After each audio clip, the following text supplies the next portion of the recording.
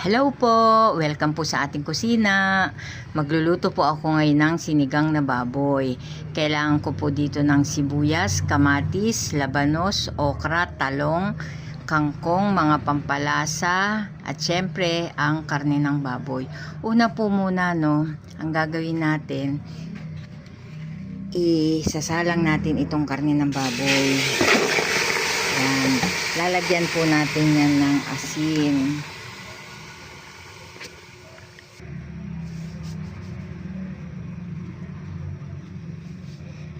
Yan, hahaluin natin yan.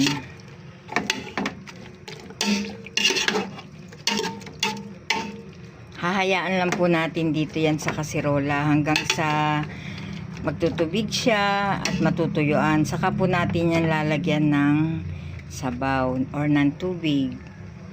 Yan, pag nakikita natin na tutuyuan na, ilagay na natin ang pork cubes. Lagyan na rin natin yan ng sibuyas at ng kamatis.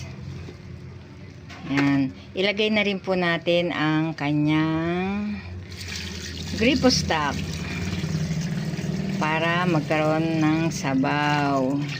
Yan. Yan po magiging sabaw natin. Papakuluan lang po ulit natin yan.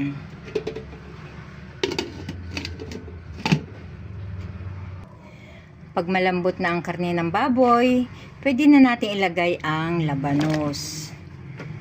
Pwede na rin natin ilagay ang okra at talong. Yan. Tatakpan lang po ulit natin yan.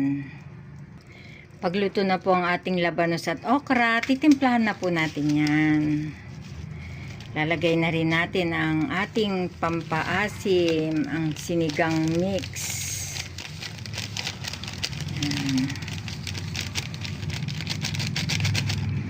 Haluin lang po muna natin para maluto ang sinigang mix.